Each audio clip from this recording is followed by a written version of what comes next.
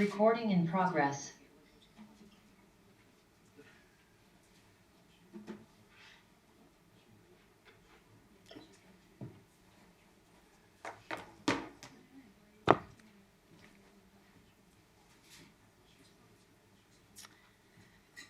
Hello, good morning. Can you hear me? Yes. Okay. It's very clear. In a very weird way, I have my students behind me. Hi. Good morning. I have Dr. Realisa Masardi, that we call Lisa. She's from the Department of Anthropology. She's also lecturer in Masters, and she's from the University of Gadjah Mada in Jakarta, and she's living with a volcano in eruption right now, which is quite exciting. And I'm very glad that Lisa said to give a lecture for you guys, because she's the one with the most experience working with refugees, using creative methods. We've been trying to collaborate in different projects. I'm very glad that you have time to hear her. I'm sure she's going to share some interesting things. And I'm going to let her start and mute myself. So with you, Lisa. Okay. Hi, everyone. Good morning. Thank you so much for having me today.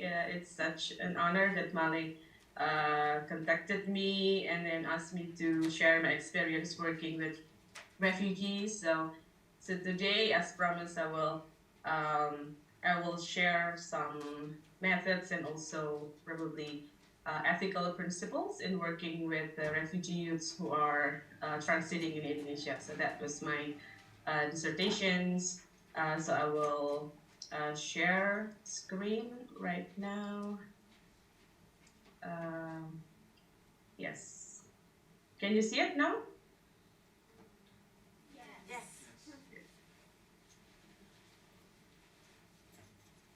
Okay. Yeah.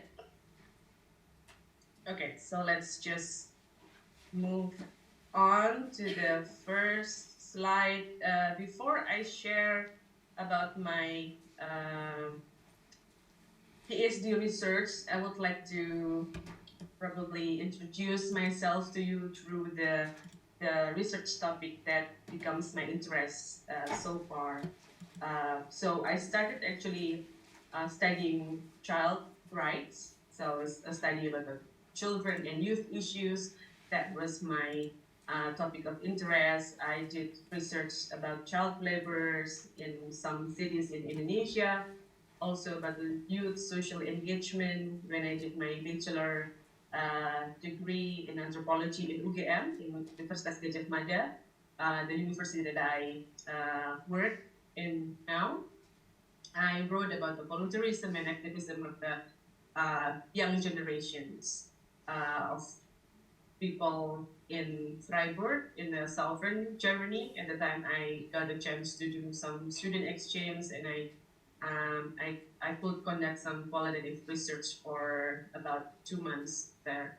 So I started with the fascinations about the children and youth's rights, and then I got the chance to continue my study in the University of Sydney. It was the Human Rights and Democratizations program, so it was not anthropology. I started to see, different angles of analyze things, and when I got a chance to do my semester in Thailand, I came across the issues of migrations and also the refugee studies that are quite a lot happening in Thailand. So at the time, I decided to write a master thesis about the children and young people who live inside the migrant workers communities, and they are all from Myanmar. So I don't put the Burmese migrant workers term here, because not only Burmese ethnic groups were working in Thailand, but also from Shan, from Mon, Chin, many ethnic groups from Myanmar that they're going to Thailand. Maybe they they try to avoid the conflict first, but then they then becomes kind of like irregular migrant workers and stay in some cities in Thailand. I did 3 months kind of qualitative, yes, semi-ethnographic studies there. But then that was the first time that I then, being fascinated or encountered the issues of young people in the migrant settings. And through that connections as well, one of the lecturers in the university in Mahidol there contacted me because at the time she had a project, research project, researching on the unaccompanied minors and separated children in Southeast Asia, and she asked me to help her conducting research in Indonesia. And at first I thought that, unaccompanied minors and separated children from, international children who are in Indonesia. I thought that that would be children who are trafficked probably in the sex industry and so on. But then it turned out that most of the populations of unaccompanied minor and separated children are from refugees communities that are transiting in Indonesia. So this is the first time that I knew actually that there are asylum seekers and refugees who are staying temporary, quote unquote, in Indonesia. Because so far I never heard about any news or whatsoever about these populations, but through that particular research, then I understand the context of the conditions of the children, and that's why I also decided to focus on the refugee youths who are transiting Indonesia for my PhD dissertations. So just to give you some ideas, I don't know, probably Aquino already told you last week about some refugees and asylum seekers who are transiting in Indonesia. But here is the map, so you can probably see that most of the country of origins of people who are transiting in Indonesia seeking asylum are mostly from Afghanistan, from Hazara ethnic group. Some that directly come from Afghanistan to Indonesia, but many also have spent their transit times in Iran and Pakistan for years before they then decided to come to Indonesia to do the transit as well.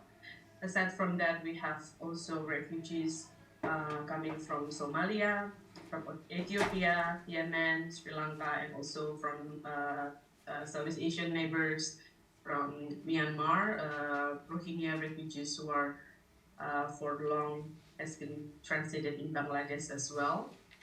And that recently probably you will see on the news that are coming to Indonesia to seek for the protections as well. So here is the map of what is it? The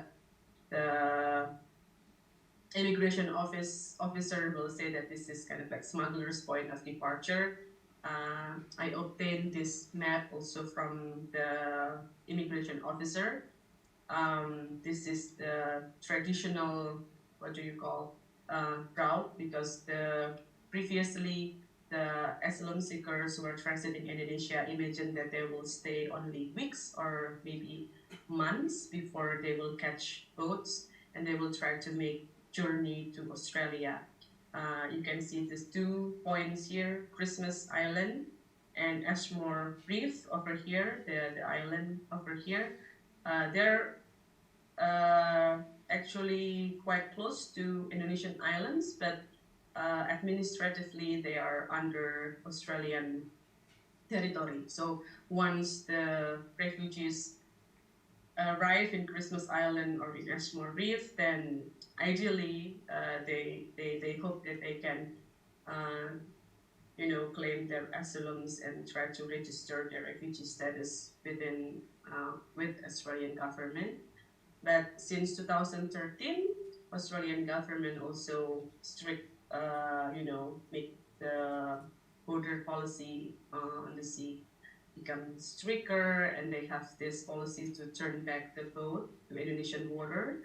If they are intercepted, then they will be placed either in Nauru detention center or in Papua New Guinea. This policy, these places has been closed down, but at the time of my research, there was still significant motivations for the refugees and asylum seekers to then decide that they will just stay longer in Indonesia, that they will just process their asylum within through UNHCR Indonesia, rather than to make themselves intercepted by Australian marine or sent to very harsh detention center, so on. So with that decision, the populations of asylum seekers and refugees nowadays that are in Indonesia is about 12,000 persons now registered by UNHCR. You can see here that half of the populations are from Afghanistan, and then followed by Myanmar, Somalia, Iraq, and Yemen. And we can see here that the number of children and accompanied minors are still there. It's not like very high, but still hundreds of children are traveling without their parents or their guardians. And if you also heard about the news that this year, from January to December, we have almost 2,000 of Rohingya refugees travel from Bangladesh to Indonesian waters, stranded in Aceh and North Sumatra. And this is also something that becomes the concern of UNHCR right now, because the local people previously are very welcoming, but now more and more discourse saying that local people doesn't want the Rohingya refugees to be transiting in that area. Okay, so in regard to this Rohingya cases, I visited the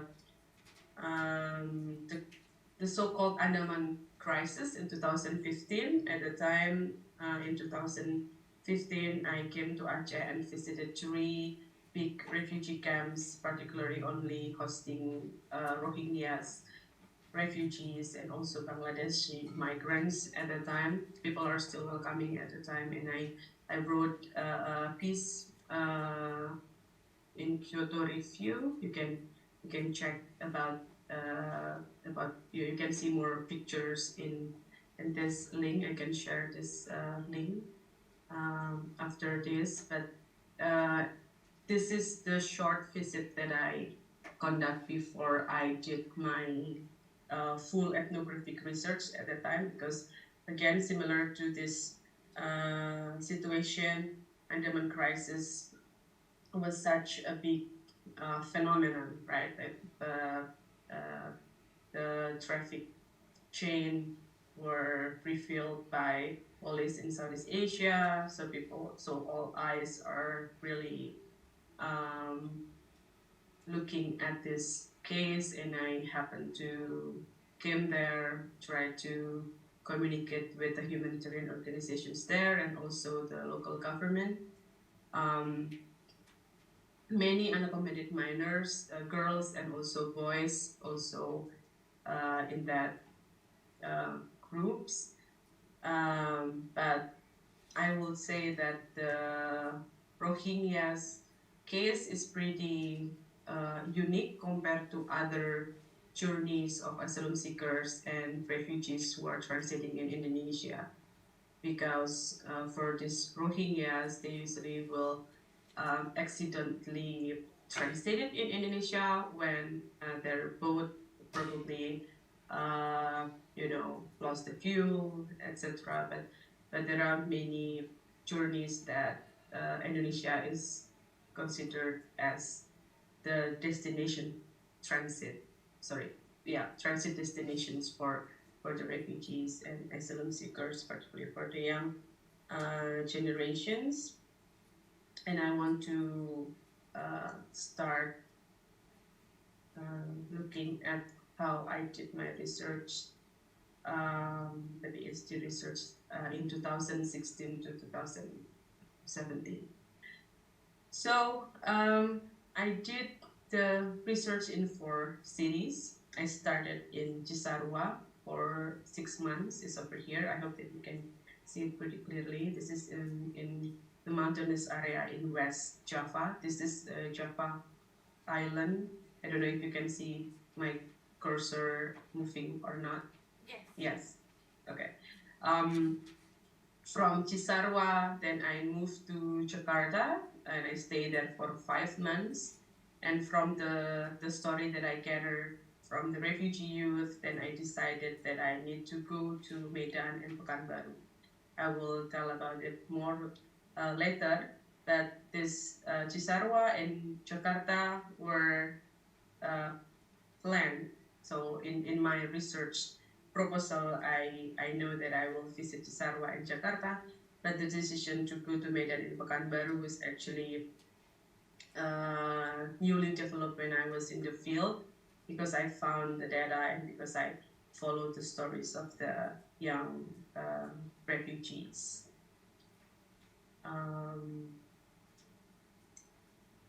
So before I continue and show you some pictures and methods that I use in each cities and its sites, I would like to mention a little bit about ethnography.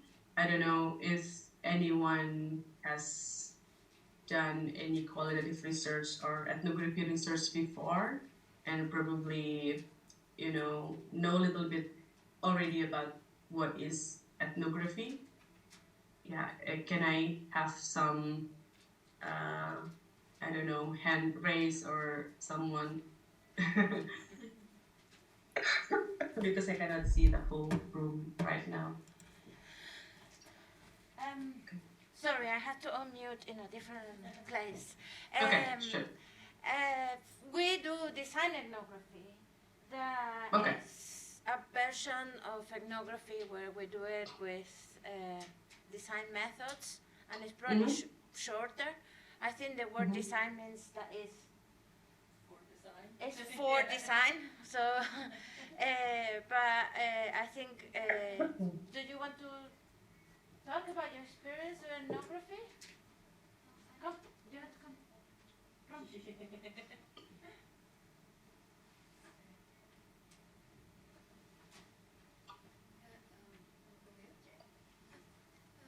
Hey, hi! Manaya. I don't have a lot of experience with ethnography, but in India I was working to sort of tell the story of the fisherman community in one of the parts of Mumbai, which was going to, so currently there's a coastal road project being built, which sort of spans part of the coast to convey one point of the Mumbai coast to another, so it like goes across. It's supposed to reduce traffic, but it really doesn't do that, and that's already evidenced by a very similar project earlier. And sort of what the construction does is really mess up the ecosystem of the sea, and then these local fishermen communities who actually fish sustainably in like the coastal shelf region, they are not able to practice their fishing trade, and they sort of get run out of livelihood, when actually these were the original people who were Mumbai's population. So I'd done an ethnographic study which spoke of sort of their story and how like these big infrastructure projects were sort of destroying their population and their cultures, because their younger generations were just merging into other mainstream cultures. They were not carrying on their own. Oh, that's sounds very interesting. ask you questions. Who were your main participants? They were the fishermen and their families. The fishermen. Okay. And how long you did the study? I think this was about 3 months. Okay. Not very long. Okay. Yeah. Thank you so much for sharing your experience. Thank you. Who is your name again? Sorry. Anuya. Anoya. Okay. Thank you so much, Anoya. Okay. Is anyone else want to share their experience or maybe understanding about the ethnography? Okay. Okay, maybe later. If there's okay. Yeah. Should I continue? Yes. Okay. Yes. Okay. So in anthropology, we do ethnography a lot, right? So this is like one of the research methodology um, that, well, it's not like exclusively only done by anthropologists or sociologists or social scientists, obviously.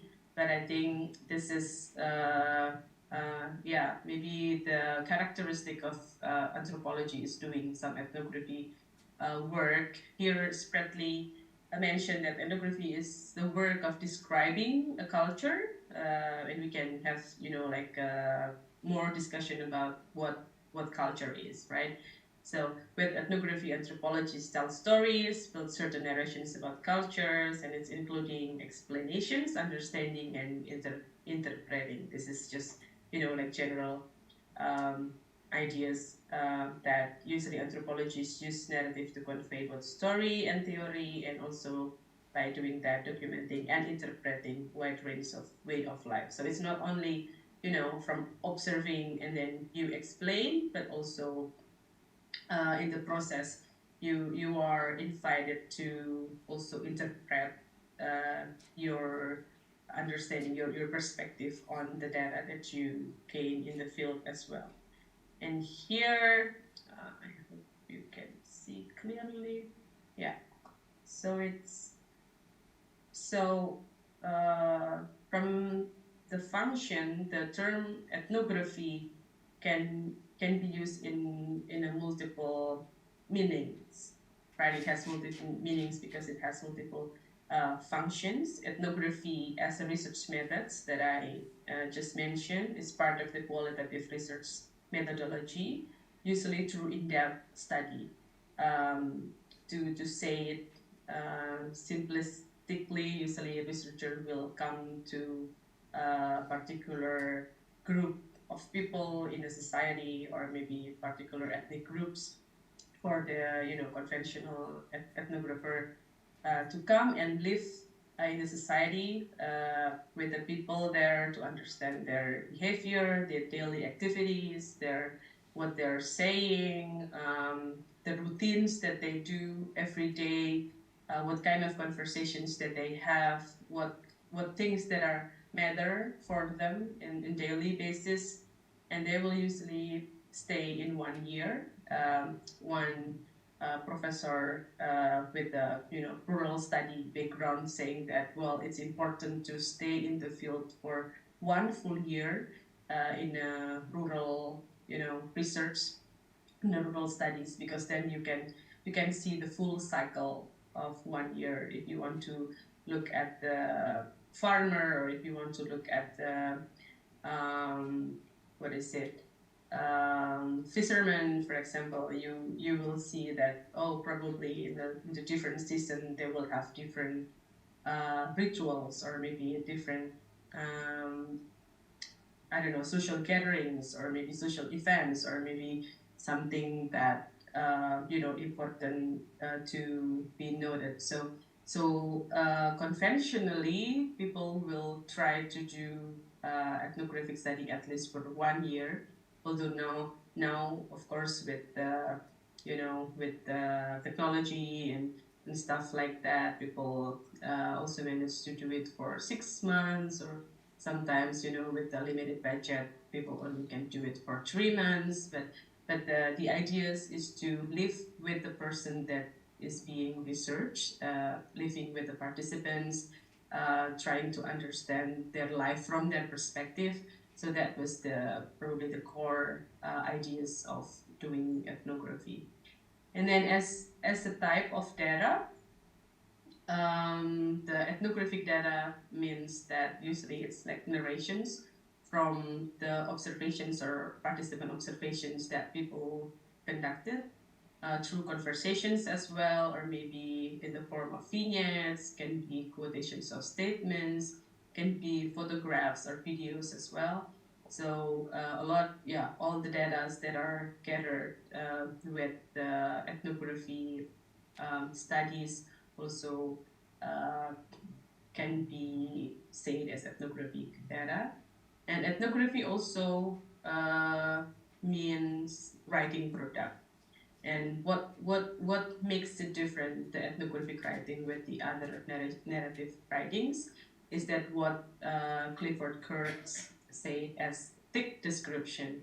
So thick description is the narration or the descriptions of the conditions of culture and societies that include the interpretations and also critical analysis from the author, and reflecting the perspective of both the researcher and also the participants of the research. So it's not only the analysis from one side, but also that it will have conversations between what the people in the field say and how will you interpret what people say in the field. So we can have like more discussion about that, but that's just some general informations about the ethnography. Also, but the positionality of the researchers is important in ethnography because probably like in other discipline, scholars will try to be very objective and stuff like that. But in ethnography and anthropology, we understand that subjectivity is important, that we also take responsible as researcher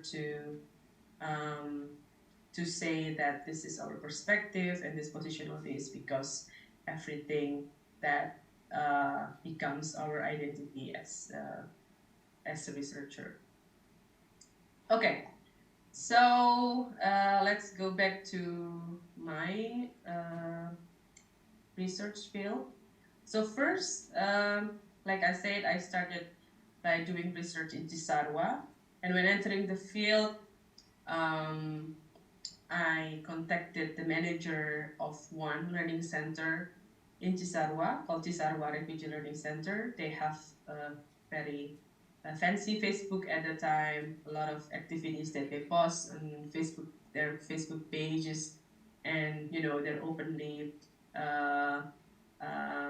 showing their activities for the public. And I reached them through Facebook Messenger, contacting their manager, saying that, hey, I want to come to your school in Cisarua, and I want to do research because I am interested to study about the children and young people in the refugee communities in Indonesia, and I'm wondering if I also can help you with anything, becoming volunteer, probably teaching Bahasa Indonesia or things like that. So then we agreed to make arrangement that I will stay with one refugee families while I'm doing volunteering work in this school. So that was my the first entering the field again after my research in 2012. And at that time, I was already married, but I traveled alone as a young woman in this community. The refugee families were pretty protective of me, so I cannot go out and then return home too late, and they will be really worried if I will be traveling alone. So then I decided that my partner, that my husband, will join me in the second month, and my husband is a photographer, and he agrees to help me with the field work as well. So we then staying in the field for the rest of my field work in Tisarwa, and we stay with the refugee youths. We share a house with two refugee youth at first, but then only one because the other one was like moved to other places. So in total, I stayed for 6 months in Cisarua, 1 month with refugee family and 5 months with the refugee young people there. And in Cisarua, in the morning, I will do some volunteering work in the school, and in the afternoon till evening, I will go and meet young people and other people as well in the refugee community. Okay, so the sites that I visited while I was in Cisarua was like refugee schools, refugee houses. I went to markets, sports centers where the youths also spend their times, football clubs, karate clubs, gyms, community centers, also public places. And the research methods that I did here, I was able to do participant observations, obviously in the schools and also the house. Then I did like a lot of casual conversations with mothers, with fathers, with young people, elderly people from the refugee communities there. So I tried to get like a lot of perspective about their conditions in Indonesia. I did interviews. Most of the interviews were not recorded, but sometimes I also do some sit-in interviews with refugee youths, and at the time I will do the recording if they agree to do that. I did volunteering, also actor mappings, photography workshops with my husband, and the result of this photography workshop were one photo exhibitions that I did in the University of Indonesia in Jakarta. So this is some pictures. The activities of the learning centers. This is when one teacher read the story and the students were asked to imagine what happened in that story. So you can see that the curriculum in the school is actually also quite advanced and quite open as well for all refugees. I joined their cooking and gathering events, cooking together, or maybe also attending some sport activities that they engage in. You can see here that a lot of diets are carbs because they try to cut some expenses. In the fact sheet from the UNHCR, you can see earlier that most of the refugees who are in Indonesia are not funded, so they have to rely on their own saving or rely on other family members in other countries to send money to them.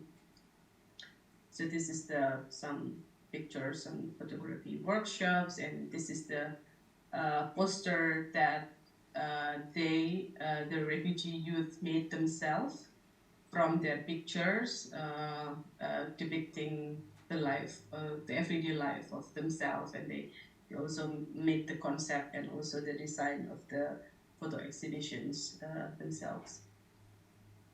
Okay, so from Cisarua, then I moved to Jakarta, and in Jakarta I visited these sites. There are minor shelters under CWS, Church World Service. I also visited immigration detention centers, IOM community housings, refugee houses, public places, and university.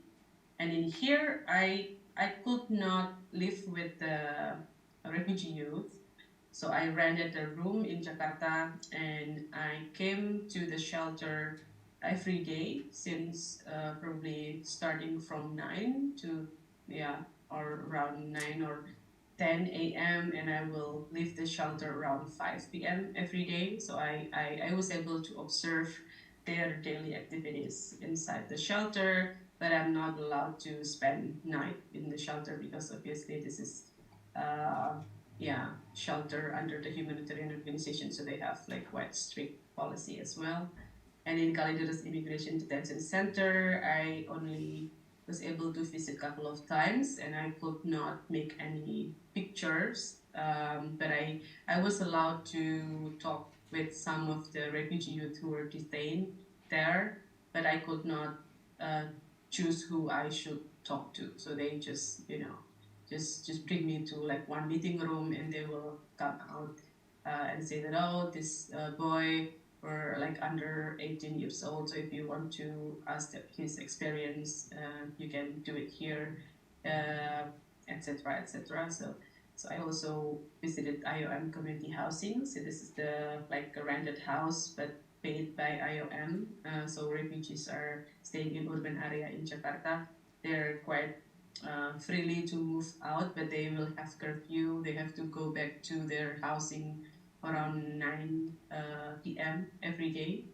And in refugee houses, this is more free because they pay their own rent, so they're not under any humanitarian organization. So in a sense, there was no like strict rules on their movements every day. I also went to university, public places to meet the refugee youth while they have activities in that place. So this is the methods, a bit similar to what I did in Cisarua, except the participant observations. And I did like one music collaborations with University of Indonesians lecturers and students because I happened to meet some Oromo young people in the shelter, but then they're kind of like overaged. They're already 18 years old, so they have to go out from the shelter and live independently.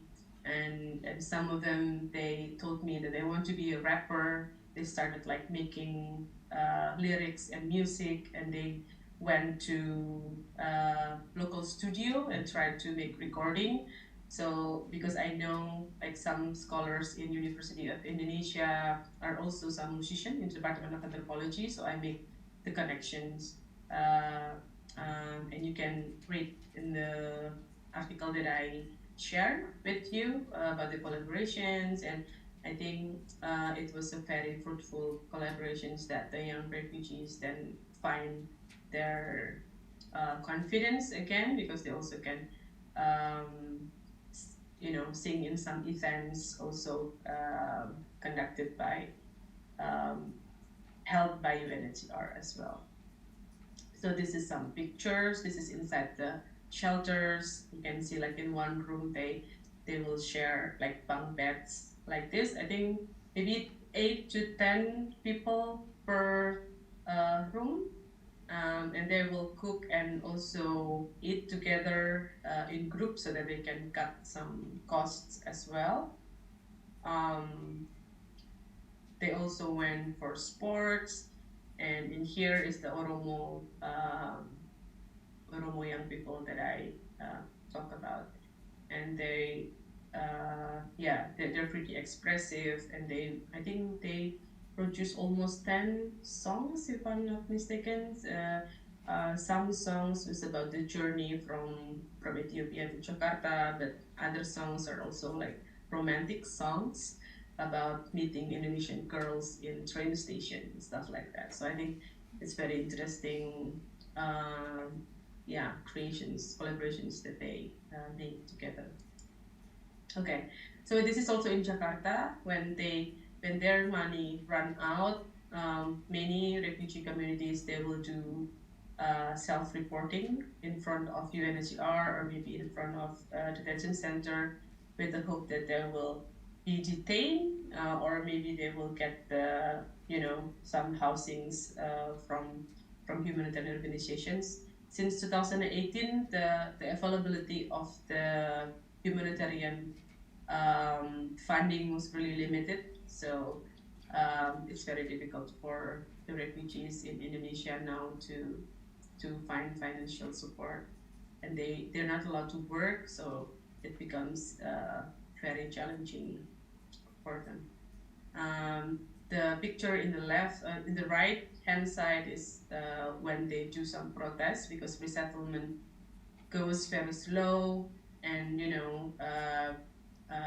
the single male will be considered as the least vulnerable groups, so they will get the resettlement chance very last, and this is the way that they try to demand the rights by saying that resettlement is actually our absolute rights. This is the illustrations of what is inside the immigration detention center. This is not in Jakarta, this is actually in Makassar. This picture is taken when I made like a short visit in 2012, but just to give some ideas. Immigration detention center in Jakarta is more crowded than this, but just to give some ideas on how people really cannot move outside. Okay, so I follow the young people's activities every day, their mobility, their daily movements, but I also follow their stories. And most of the young people told me that they're entering Indonesia, probably 80% of them told me that they're entering Indonesia not by going to the Jakarta airport directly, but they will go to Malaysia first, and then from Kuala Lumpur, Malaysia, they will make some trip to, they will call it like a swamp, or like a little forest or something like that, and they will catch a boat. They will ride a boat for 4 hours before they arrive in Medan or Pekanbaru, and that's why I think that it's important to visit Medan and Pekanbaru, because I want to understand why some refugee youths decided to stay in Medan in Jakarta while other youths continue their journey to Jakarta. So then I make short visit, probably 3 weeks of research, interviews and observations in Medan with these sites. I visited Belawan Immigration Detention Center. I also visited minor shelters under IOM and Department of Social Affairs, IOM community housings, and also public places. And in this, I met, some refugees, from Rohingya refugees who got married and then have families when they were in Medan. I also visited like one shelter that were specifically for Somalia, well, not specifically for Somalia, but for women and children, because their husband were still inside the detention center. So the policy said that vulnerable groups can stay outside the detention center. So the women and the children were outside the detention center, but their family, their husband still have to stay inside the detention center. And this is, I think, the practice that really sad but interesting, because the immigration office, they did not consider the family unifications much in this place. Currently, there were no one still staying inside the detention center because IOM got the budget, so Indonesian immigration officer decided that everyone must go out from the detention center. So only self-settled refugees and only those who are staying under the human rights organizations are the kind of housing that they have.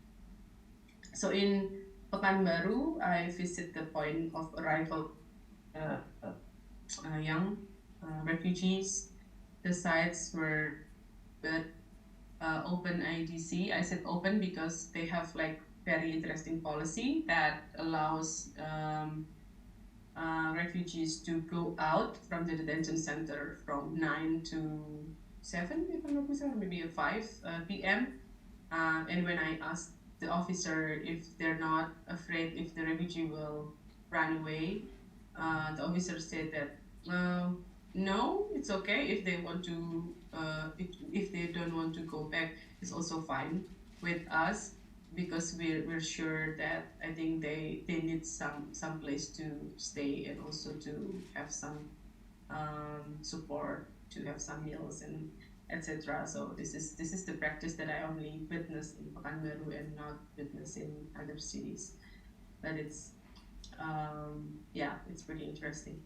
And then also visit the immigration office. I am community housings and hangout places.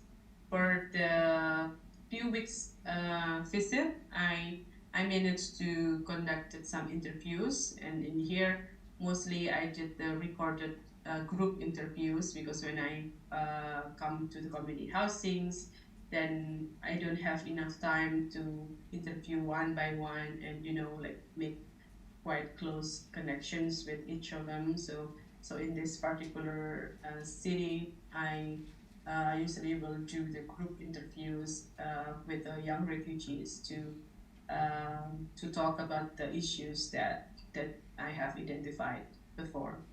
But I also still do some multi-actor mappings as well. So from the stories, I gather the data, and also their refugee journey, their arrival journey, and I try to draw the pictures of map while they're coming to Indonesia. And there are a lot of varieties, of course, depend on the availability of flights, and also the cost of the transporter that they can pay. So it will affect their mode of transportations. If they can pay quite a lot of money, then probably the journey will be more comfortable. But if not, then maybe the journey will involve some boat crossing, and also the buses journey as well. But this is one of the example that I want to show you how I put the refugee narratives, or refugee stories into the something that is more like observable. This is the picture of the IOM community housings in Pekanbaru, with the common kitchen. And still, when I was there, still many people did not get the accommodation, so they have to sleep in front of the immigration office. When it's raining, they will try to get to houses or places around. When it's not raining, then they will open their small tent again like this, and just wait for the immigrations to record them. I managed to meet some of the refugee artists in Pekanbaru as well. Quite a lot actually, not only in Pekanbaru but also other cities, that they have like art talents as well. And probably Akino also already discussed with you how to collaborate with the refugee young people artistically, because they also have like a lot of skills and also talents. Yeah, so let's talk about the multi-sided ethnography. So I shared with you like one article from George Marcus, and this probably is not like very easy to read that, but I think it's important to understand how it arrives. Maybe for now in 2024, multi-sided ethnography is not something new, but in 1995 it was something that was not conventional, right? So multi-sided ethnography is not only about the multiple geographical locations. I already show you that my research was in 4 cities, and in city I visited like multi-locations or sites, but actually it's not only the characteristic of the multi-sided ethnography, it's not only about the geographical locations, but also how the data that you got from different sites or different places is analyzed or is formed to help you to have one big picture to answer your research questions or to develop your project. So multi-site ethnography different from, for example, comparative studies. You don't go to the field, to the multiple locations and try to compare them, trying to analyze them individually, but you want to make the full complete story or full complete picture of what you do. That's why a lot of the following methods involved in the multi-sided ethnography. You can follow the people, you can follow the goods or stuff, you can follow the conflicts, you can follow the metaphor. And in my case, I follow the youths, and also I follow the youth stories to understand their journey and also their experience while they are transiting in Indonesia. Yeah, so by opening up the term site to a range of meanings beyond that of a mere geographical locations, a site could be an archive, media, or geographically dispersed population of practitioners. Multi-sidedness also allowed those who engage fully with the experimental potential of the methods to craft self-consciously innovative and unconventional anthropological projects. So you can see here that in my case, then the multi-sidedness also involved that is not only traditional qualitative research methods, but I try to also modify it with the action research through some art collaborations, through photography projects, and I did some exhibitions, try to identify the skill and potential of the refugee youths, and probably also linked it to people who also have means and skills that will help the refugee youths to grow, and also do some, collaborative research paper, for example, or maybe collaborative projects that involve the refugee youths themselves. So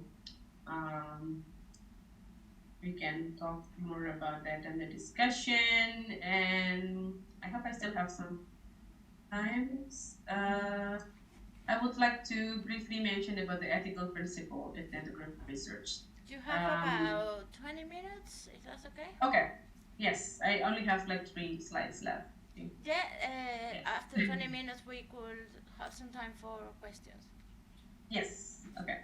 So ethical principle in ethnography research, the most important thing is that you should avoiding any harms that will because of your research or your research output to your participants. So you have to protect the identity and also the well-being of your participants, and of course the well-being means that it's not only physical but also psychological as well. So we also have to carefully and respectfully negotiating the limits of the relationship between researchers and those being researched. I will say that I'm quite an emotional researcher, so sometimes, when I make connections with people in the field, I will try to befriend it, to be friends with them, etc.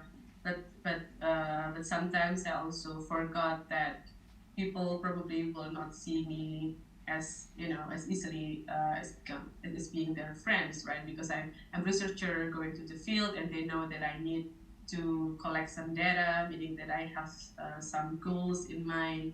And sometimes people also try to negotiate the way to survive as well. For example, that they will request something that probably will be quite tough for me, and I will probably feeling a bit gloomy, because then I really want to make friends, but then there's some demands that I cannot meet and stuff like that. So I think doing ethical principle is to not doing harm to people that you are, uh, you know, doing research with, but also how you also can maintain your um, physical and physiological well-being as well. And in here, there is some point about that you should avoid ethnocentricity. That it should, that if you uh, go to some field and you see that there are some conflicts, for example, it's also important to like covers the phenomenon from the multi perspective, not only from one that probably close to you. And this is also something that is pretty challenging at times for researcher, but ethically you should give some space for people who you meet in the field to convey their ideas as well. They should not normally deceive their subject without good reason, nor should they knowingly misinterpret public evidence, falsify, plagiarize, or attempt to prevent the reporting of misconduct, obstruct the scientific scholarly research of others, etc. And there is obligation to make use of the result of their work in appropriate fashion. Individual researcher may choose to move beyond disseminating research results to a position of advocacy and on behalf of their subject. So it's okay to move beyond only just disseminating research result as research report, but then you can do more on the advocacy for the subjects. Dissemination and reporting of research finding must be done with a view to the basic principle of beneficence and non-maleficence. This is just simple guidelines that I usually share with my students. The first, you have to consider the informant first. Of course, it's about their well-being, their safety, safeguard informant's rights, interests, and sensitivities, and then you need to communicate research objectives. And this is has to be done in the beginning, so that they can choose whether they want to participate in the project or not. And then we need to protect the privacy of the informants, and we should not exploit the informants, and also to make reports or the products available to informants. Okay, and this is consent and assent. There are like a lot of kind of consents. Usually in the scientific research, we are asked to provide the informed consent, and usually it should be signed in the paper and stuff like that. I did that with the officials when I did interview with the officials in the field, but with the youths, usually they will be really cautious of signing anything, particularly because their legal status as refugees. So usually I will read to them what are their rights and how they can always stop the interview at any time when they want it, stuff like that. So so they will know the rights that they have if they choose to be participating in the research. And while doing that, I will try to record so that I will get the record that they agree that they will participate without signing any documents and stuff like that.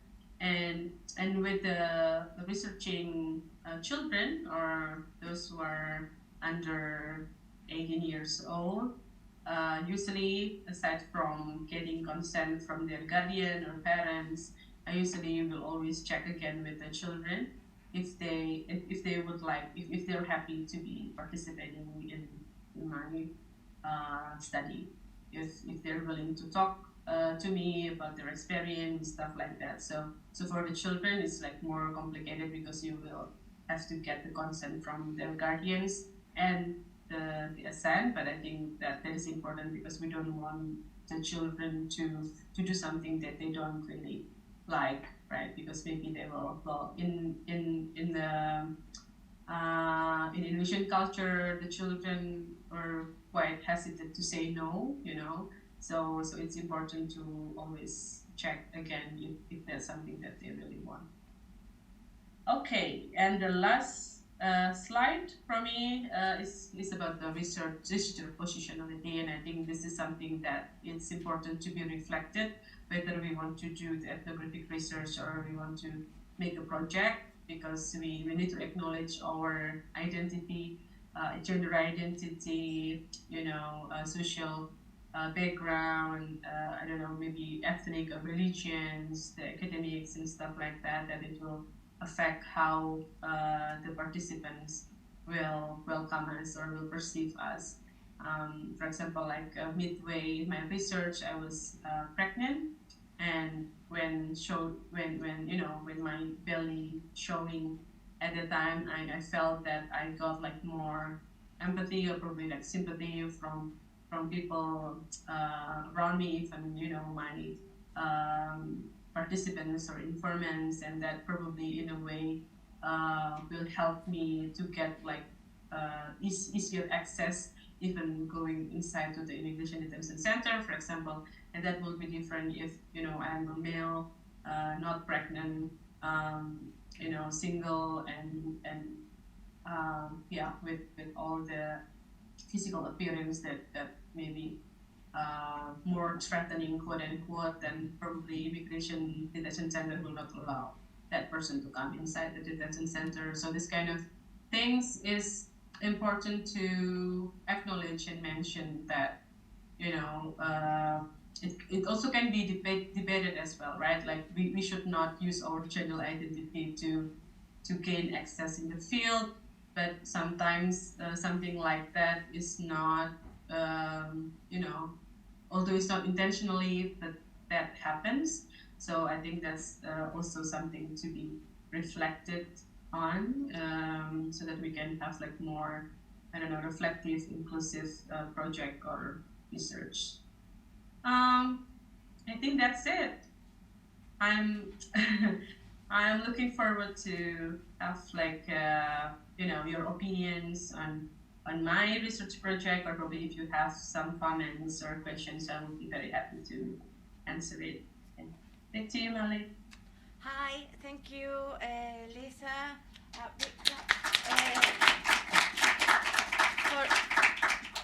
for sharing your experience doing field work with refugees. I'm gonna open the floor for questions, but first I have two questions. That thinking practically about the project of the students are about or are working in, they are not gonna have the chance because a lack of access to do ethnography with refugees. We are using two organizations as proxy, and the organizations are coming to talk to us next Thursday. Do you have experience kind of what questions are relevant to us? What will be the advice? The sessions are going to be an informal chat with the proxies organizations. One proxy organization is called Rebook, and they work with teens and young people.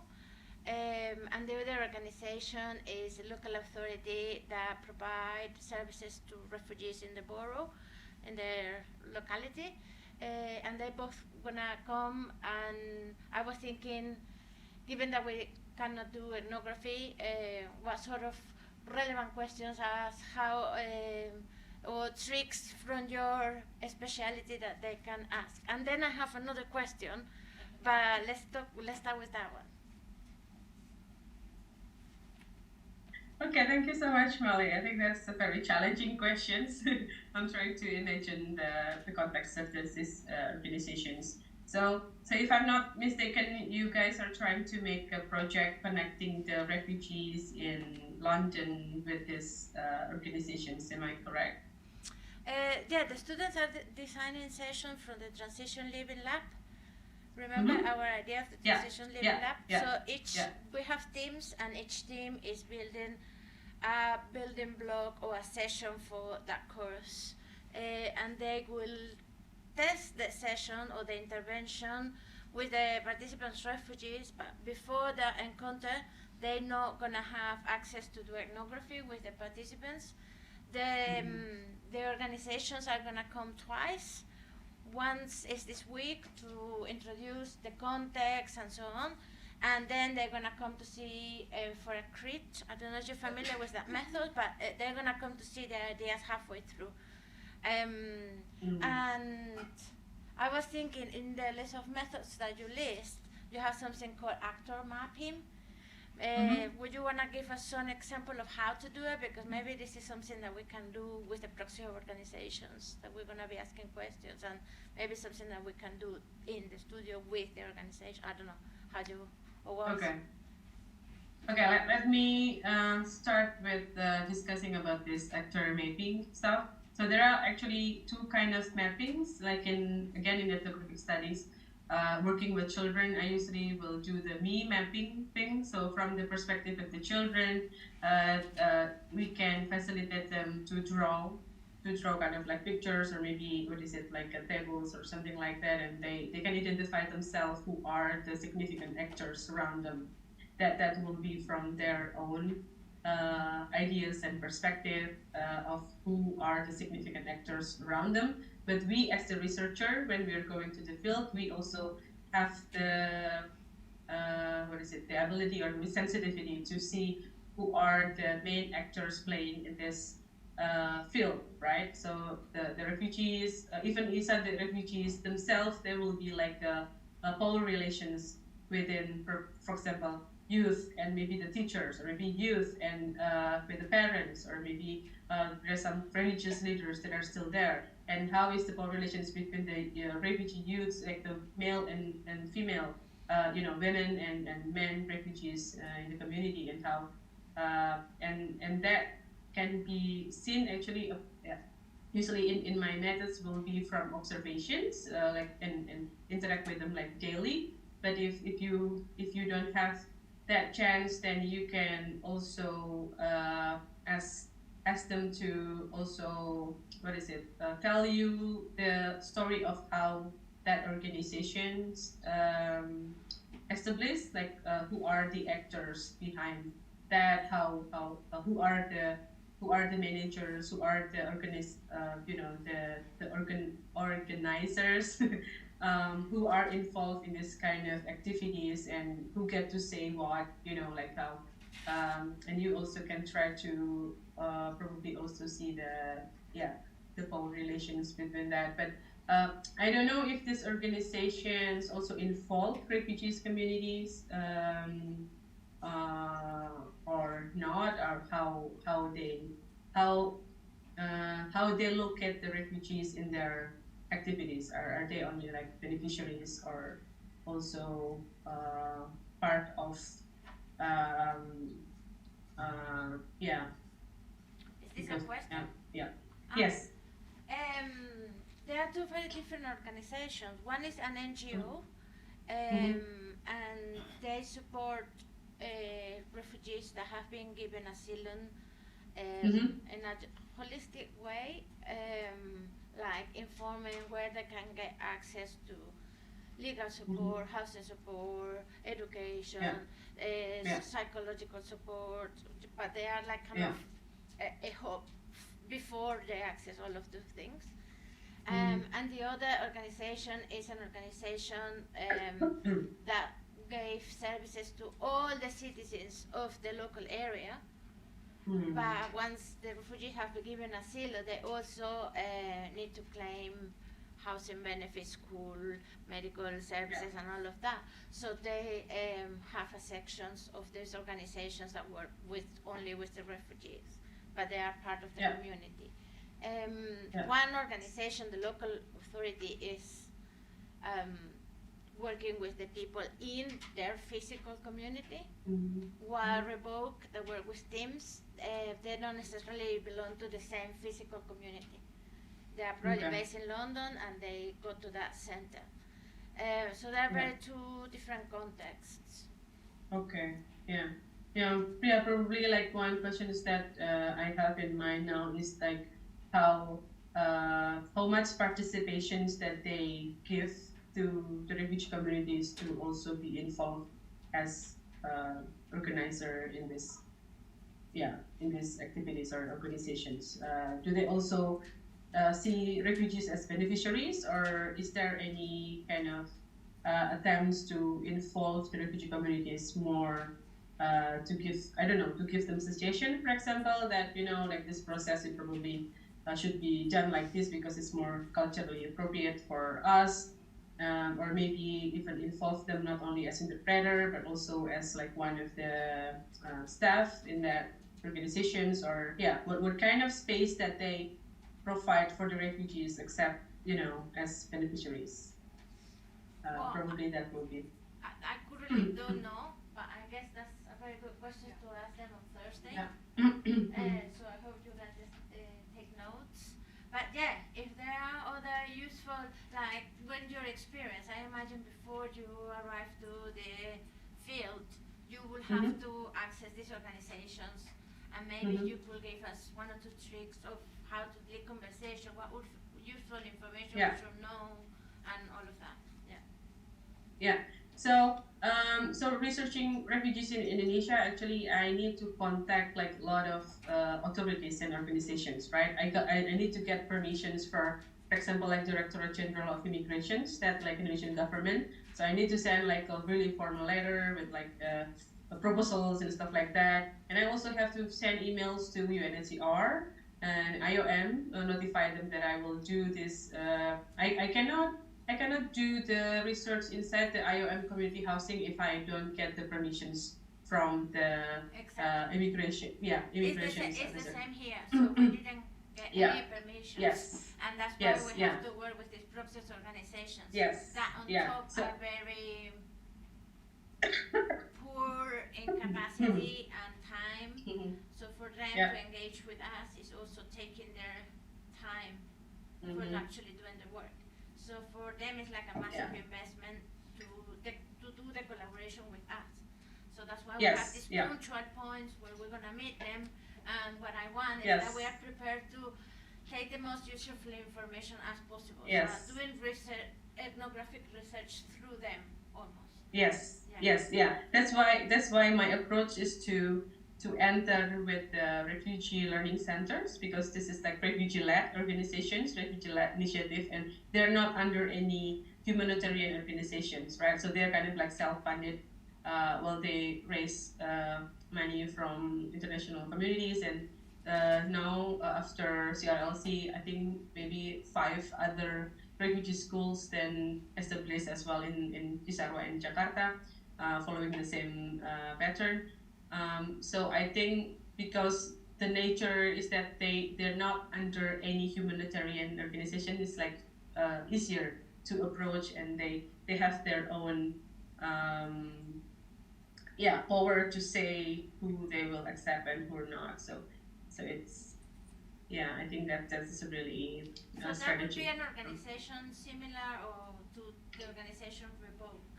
I don't know how much refugee-led it is, but I know that at least all the people that run it are migrants, and I think they were refugees at some point.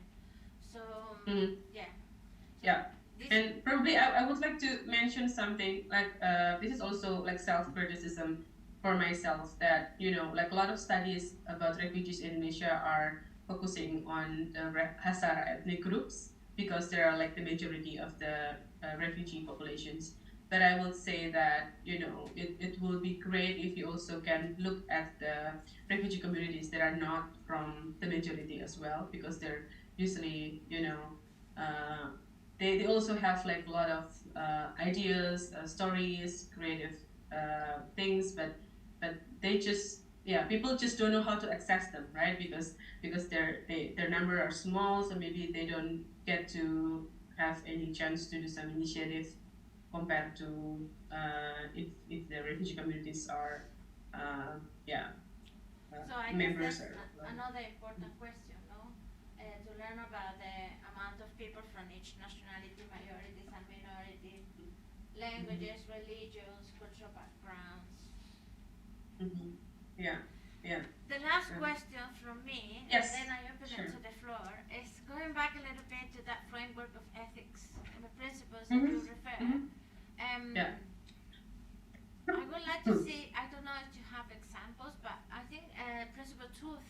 was about taking care of our own well-being, psychological and physical well-being. Do you have one tricks of how to do that actually in practice? How do you know that you're not well? How do you deal with that in the moment, so before or after? Or maybe an example from your own experience. I also imagine you pregnant in the middle of all of this, so I cannot imagine how emotional you were.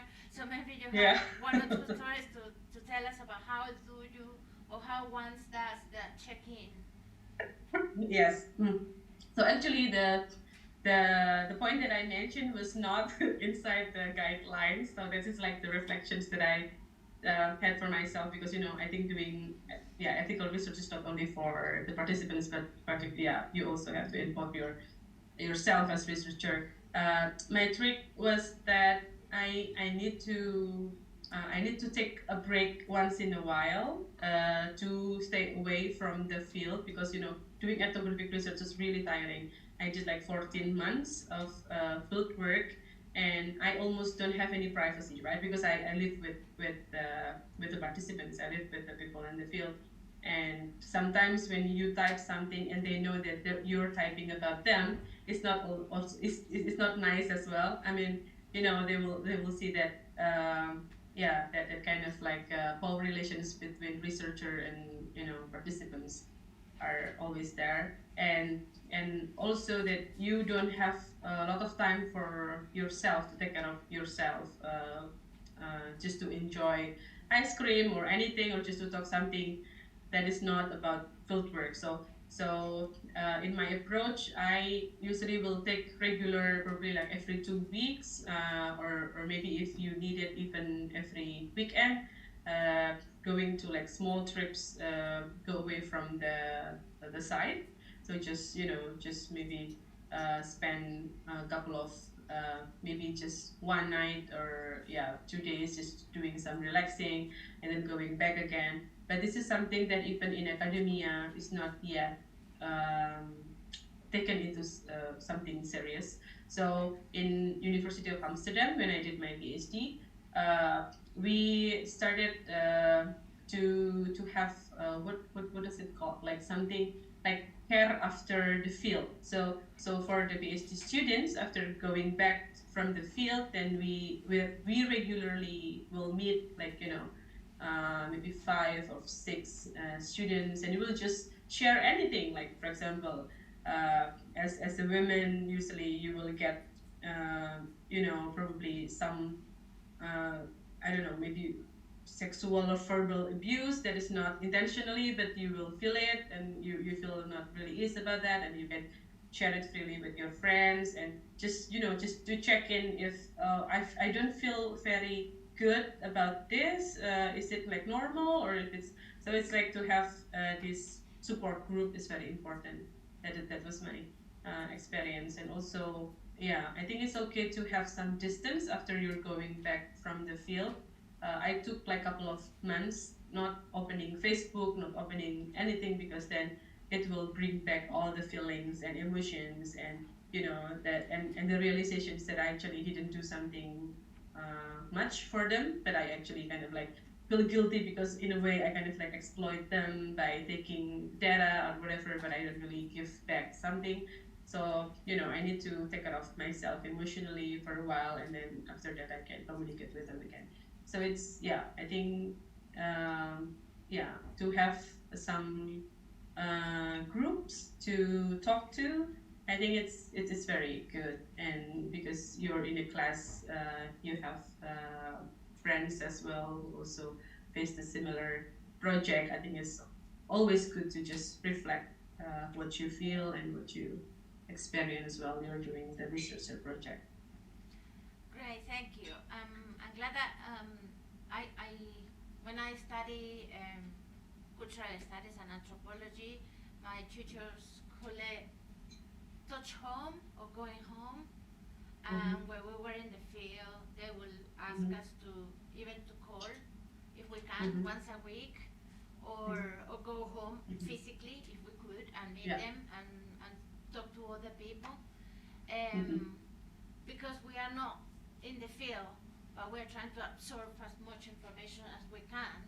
I also think that could be triggering or emotional, and what we're doing in class is like a sharing circle that meant to be emotional and spiritual and political support to talk about these issues. So this is the way that we are doing it. But yeah, I wanted to. So I think we are in the more or less in the same way. I'm glad that you talk about this feeling of guilt, because I have felt it when I do field work, but I had never read it. It's interesting that you mention it. It's a strong feeling of guilt when you left the field, because you also develop relationships, you develop vincles, you develop an emotional thing, and then your project finish, and that's it. But you know that the life continue in that place. So I know that our students are not gonna be living in the field, but you're gonna be thinking about that for a while, and finally having a session with your participants, and then you're gonna finish your project. So it's about how we deal with these emotions and be upfront that this is happening, even to the most professional people and people to do this in PhD levels and so on. I'm gonna open the floor now, so if someone wants to have a question, you can come to the front and tell the name first, so Lisa knows. Just come in. Just like a small notes on that, there is like interesting books by Ruth Behar called Vulnerable Observer that maybe you want to check. Like the psychological, emotions and stuff as researchers in the field. Maybe. Will you send us a name so I can put it in the Sure. information for this? Yes. Okay. Hello. Thank you so much. Thank you so much for the talk. It was very informative. My name is Amrita. I'm doing MA Design Management. So actually, I had a question about something that I was thinking a lot about recently. It's also a question for Dr. Malay. You know, we from our positions, like when we attend a course or an intervention, there is a interest in participation, right? So right now we discussed that the people that we are going to be working with, how do we gauge what is the area? Like when we pick a course, we know that that is a topic or that is an area or that is a skill we want to develop. So right now, how do we understand whether sort of the refugees who are sort of our participants, whether this is the area or this is the skill that they would want to learn? Are we just sort of forcing our ideals on them, or because we don't get the chance to do the ethnographic research or sort of understand their experience and from that learn what would be the most ideal or their area of interest, right? So how do we accommodate that in our design process and you know, like not feel like we are parachuting, in fact, because we are making assumptions when we design. So I don't know. I don't know whether that's a complicated question. Thank you. Yes. Thank you. That's very interesting questions. Very important one too. Yeah. That's a complicated question, and it's a question that I myself ask as well. I think maybe this is something also to ask to the organizations when they come. And at the moment, because the brief is as it is, we need to assume that, but maybe this is something that you can integrate in your session and see if at the end this is something that people would be interested to follow. This is what you do. What you're designing is a test question, and maybe the people have to test it before knowing if they wanted to keep doing it or not. So maybe what I suggest is that in your intervention or in your session, it would be a moment where you gauge that to have a result from. I mean, what we're thinking about this as an action research. You're gonna do an action at the same time that you're researching. So to have that as outcomes or part of your outcomes of your action research would be very interesting. No, definitely these people are not interested in doing this. Or these people really want to do this in this way or apply it to this domain. They want to do innovations or entrepreneurship or artistic things or something for the community or something about food or some, actually engage in that. I think maybe I put it as part of your interest thing. Okay. That would be my answer. I don't know if this I have another answer. Yeah, I think just to add to that, like in general, like in ethnography, usually we will try to, even in theory, we call it, we like to do the grounded theory, meaning that we will create theory based on what we found in the field, right? And I understand, like in such like different setting, it's also difficult to get like the whole bottom up design that like everyone wants. So I think I agree that sometimes you also need to do back and forth. I don't know, like now with the technology, with a lot of information is available, we also can utilize the secondary data, not only the data that we get from the person interview or maybe observations directly, but we also can use the reports that has been published by other people. So we utilize that, maybe previous research, or maybe some data from the internet, or maybe anything that we can find on that topics as the secondary data to help us when we create or we design something. And then we invite people that probably haven't encountered and don't have any experience in that project, right? But I think that's important too, because when you ask someone what do you want, maybe they will tell you something that they already want or they already experienced. But when you offer something new, then they will then have some stimulations as well, and they will try and see that, oh, hey, I've never thought about that before, and this is fun. I think maybe I will join in next time, but maybe if there is some rooms to grow, I will add something for the next project, right? Sorry. So I think it's important to also have this feedback mechanism when you do the project. So I think it's like back and forth, like it's you can utilize like multi data that you get and test it and see how it fits their needs. I think also to complete, most or part of the grounded theory process that Lisa is doing have been done by the RTN project. Okay. So we've been engaging with a lot of organizations working with refugees. We have partners, and we are getting into this point where we brought you in. Okay. That doesn't mean that it's totally true, and also this is a very contextual research. Yeah. Maybe that your context is going to be different to the context that we've been talking to. So we have that tensions there. But with vulnerable communities and particularly refugees, I think there is a tension there that if you ask what do you want, they will tell you, I want my passport, I want my housing benefits, I want a job. So what we're offering is a space to think beyond that. Yeah. Okay, once we have no our workshop is not the possibilities to grant you a passport, but we can grant you some skills, some spaces to think beyond that. Okay. And this is maybe what we can provide with our sessions. Not just what you need or what you want immediate, but what if? Yeah. That possibility of seeing beyond, of planning in the future, of that immediate necessity that is so immediate and so important, that kind of make your life very, very short. If you're only thinking about how do I gonna get to tonight's dinner? How do I gonna get to it tonight? That it closes a lot of your work. So I think part of the objectives of this session is bring that space, open that space, to have that space, to think differently.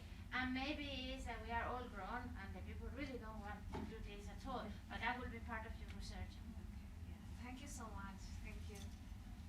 Thank you for the questions.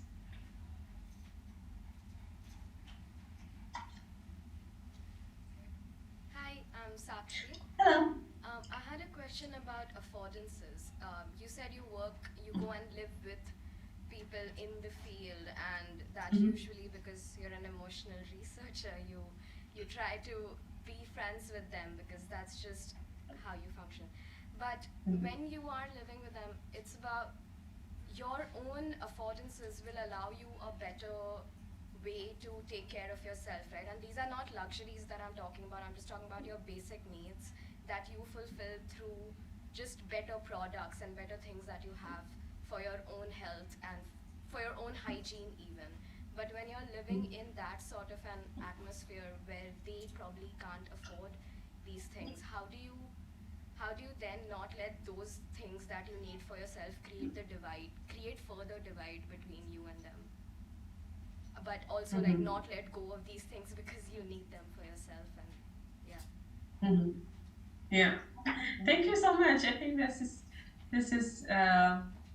yeah, this is a important questions in the methods that we don't talk much even in UKM, because like usually the students in anthropology have this mindset of our ideas that we have to try to follow the lifestyle of the participants that we are living in, right? So like a lot of compromising mindset that we have, because we know that we don't want to burden the person that probably that, yeah, for example, they only have 2 rooms and they have 3 children, so we have to share like one room with 2 children in that house and stuff like that. Is obviously not ideal for us, but that's what they have, and they open their house for us. So like yeah, in general, I will say that anthropologists will try to do like a lot of accommodating and like compromising to live in that way. But then again, we have to see what is our limit, because I cannot speak to everyone, because everyone has their own limit, and this is not only about the hygiene, it's not only about the standard of living, but also about the values, sometimes also about the religion. Like in Indonesia, for example, like if Muslim researchers have to go to like ethnic groups that they drinks as part of their gathering, or maybe they have to eat pork and stuff like that. They decide their own boundaries, right? They decide their own limits, which part that they want to participate and which part they have to say no. And diet is something that is very difficult, right? Because we we don't want to make like extra burden for the people that we live with, but sometimes we cannot function if we have to eat something that we don't like for 2 weeks. So yeah, so I think the key is the art of balancing. One, you know that you have to compromise, when the other one, you try to find a way. Like for example, my husband has to eat rice every day, and when we live in this Afghan community, we ate bread, right? Like we ate naan as in breakfast or lunch and stuff like that. For me, I'm fine with that, because as long as I'm not hungry, I can function. But my husband cannot do that, because I eat rice. So every once in a while, usually he will excuse himself and say that, oh, I have meeting and stuff like that, and then he will go out and just eat in a some food stall nearby or something like that. So nasi. So it's yeah. So it's something like that you I think yeah, I think as long as you don't cause your host um, very expensive I don't know, electricity bill or something like that, or maybe you can compromise with that too, right? So for example, that they don't use electricity because they don't want to pay like a lot. You can always compromise by saying that, hey, I want to contribute, but can I use electricity from this time. Yeah, so I think communications is the key, and in this kind of process, actually, it's not only researcher who study the participants, right? But the participants also learn something, also grow with the arrival of the researcher. So I think this kind of communication is also yeah, I will say the beneficial for them too. And in any project or in any research, the key is also not to do the what's it hit and run. So it's not only like, you know, small encounter and then you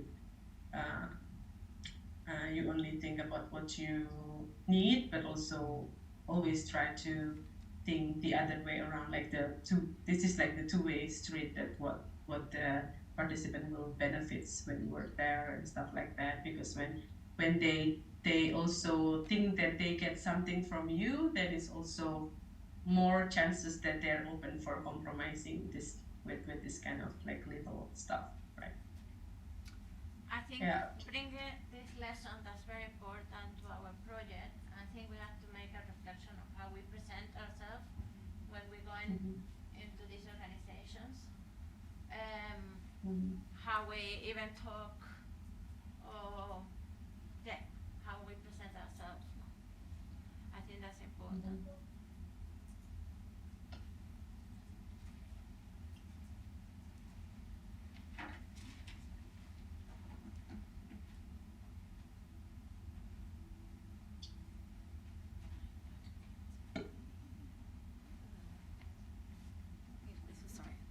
Hello.